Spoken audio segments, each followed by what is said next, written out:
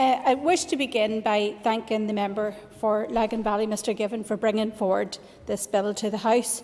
In preparation for today's sensitive debate, I listened back to the Health Committee discussion, and I wish to note the informative and very helpful contributions made by Lynn Murray from Don't Screen Us Out, and I have to say the mightily impressive campaigner Heidi Crowther and her mum Liz. Thank you. And I will take a moment, if you don't mind, Mr Speaker, to congratulate Heidi and her husband on their marriage. Heidi, in her presentation to the committee, said, "The law tells her and people with Down syndrome that they are worth less than those without disabilities." Sadly, Heidi is correct. The law, as it stands, does just that.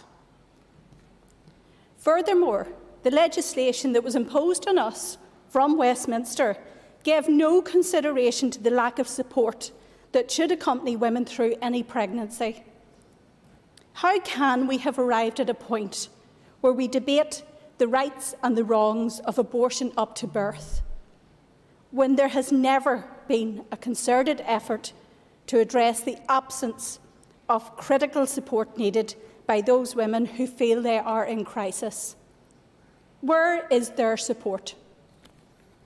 On the 19th of January this year, the Royal College of Midwives identified that more investment and training is needed to enable midwives and maternity support workers to offer better mental health support for women throughout pregnancy and postnatally.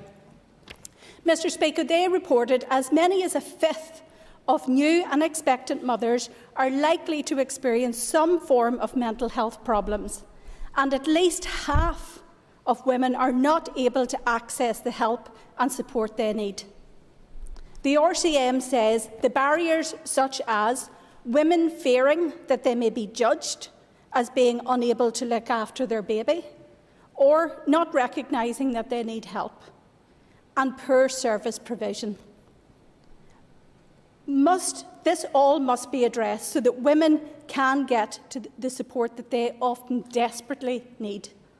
Unfortunately, but not surprisingly, Westminster did not choose to deliver on this for the women of Northern Ireland. Abortion has been offered as the solution.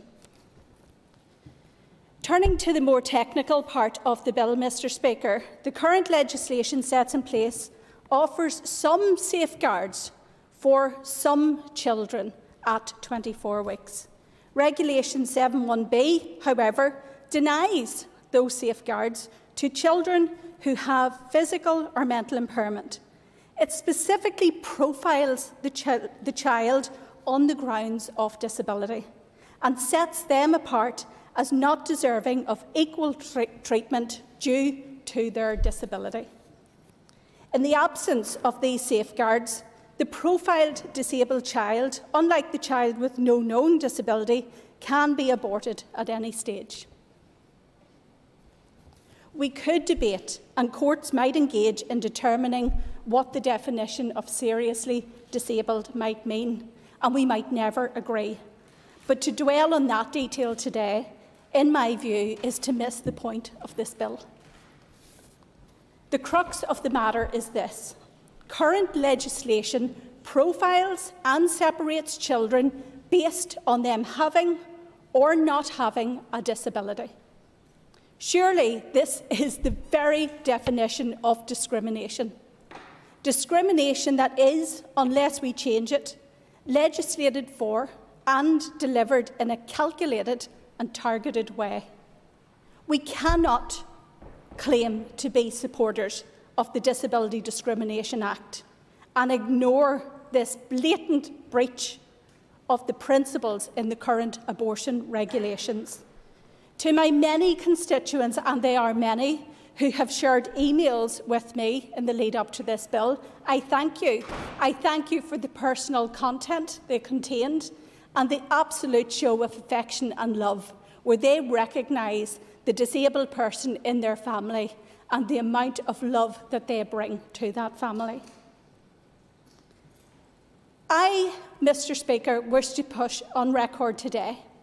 I choose to see your ability, not your disability. I, Mr Speaker, therefore will be supporting the Severe Fetal Impairment Abortion Amendment Bill. Thank you.